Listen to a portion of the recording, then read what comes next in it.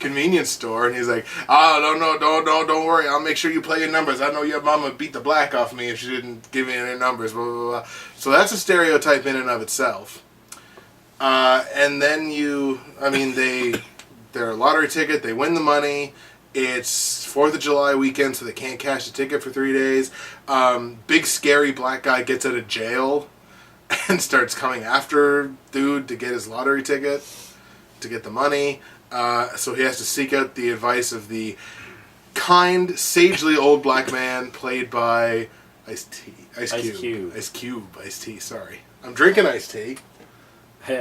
Brisk, new sponsor. No ice cubes in it, though. No ice cubes in it, but it is iced tea. So, it's just...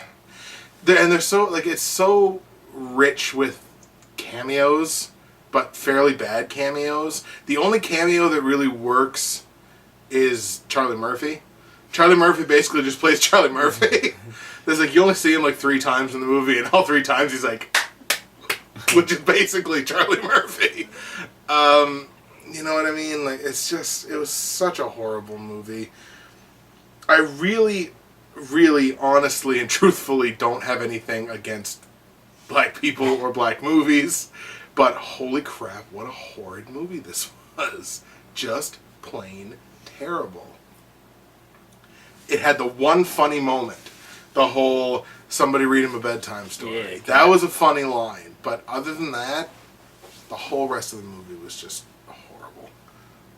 Ice Cube is one of the few guys who obviously got his start with gangster rap and stuff and can do these movies, but you still believe he's a gangster. Him and Snoop Dogg. Doesn't matter what they do, they're still gangsters. Yeah. It's a shame that Ice Cube is in it. I like seeing Ice Cube. But I didn't see this movie because... The trailers make it look so horrible. Yeah, the trailers just make it look bad. I don't know. So I got nothing to really add to it. Just really, really bad. It's all the worst stereotypes executed in the worst possible ways. And I mean, maybe I don't have the perspective of a black person. Maybe a black person watching that movie, might even enjoy it on the level of, maybe it's even an uplifting story. I don't know. I'm not part of that culture, so it's hard. It's hard for me to tell.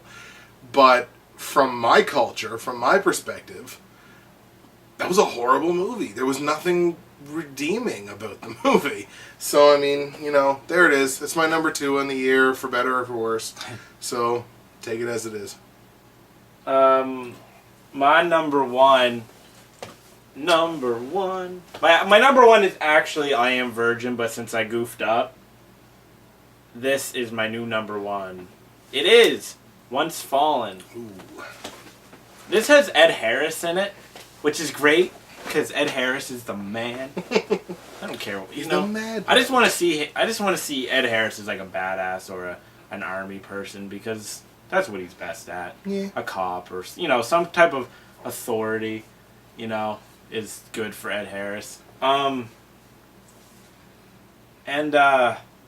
it tries to be this gritty movie.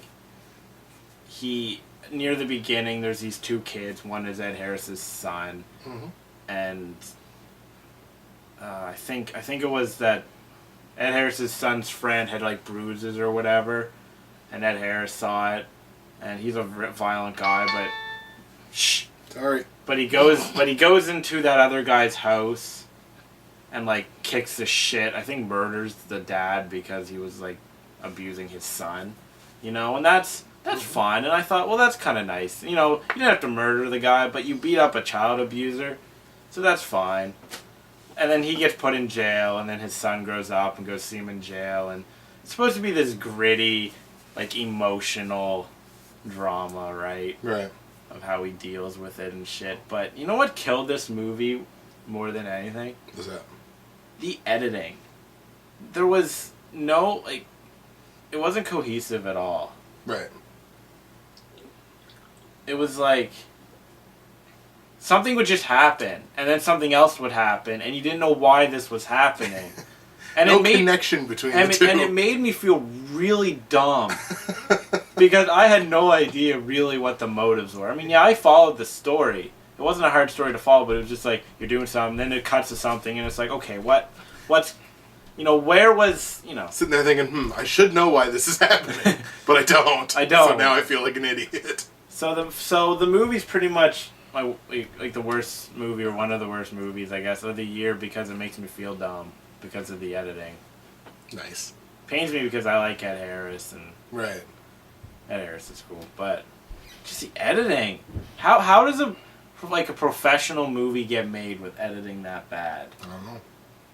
You know? Who edited that movie? You should be shot. Or maybe no, you know what? Maybe it's not even that person's fault. Maybe the person just had no footage to edit. I don't know whose fault it is, but Maybe. It's somebody's. Or they should be shot with a camera and then poorly edited themselves. Yeah, yeah. I don't know. So I don't know whose fault it is. Now you know how it feels. Right. Cool. I believe it's fairly rare to see a movie that's given the dubious title of one of the worst movies of the year strongly based on editing. That's very cool. I actually like it. All right. And my number one, my worst movie of the year. Dun dun dun. I talked about it earlier. Vampires suck. And when I said that thing about I laughed more in Vampires Suck than I did in 41-Year-Old Virgin, that's because I laughed one time during Vampires Suck, and this is the time that I laughed. I laughed at Diedrich Bader, who, if you don't remember him, he played Jethro in the Beverly Hillbillies movie. I love Diedrich Bader. He was also on the Drew Carey Show for It's a so long long time. since I've seen Beverly Hills. I should rewatch that. That and Good Burger. That and Good Burger. Good Burger. I'm gonna watch Good Burger. Lord, You guys don't get I it, know. but I've been quoting Good Burger for the past 2 days. Out of the blue. Just the one line. Yeah, just out of the blue, I started quoting Good Burger.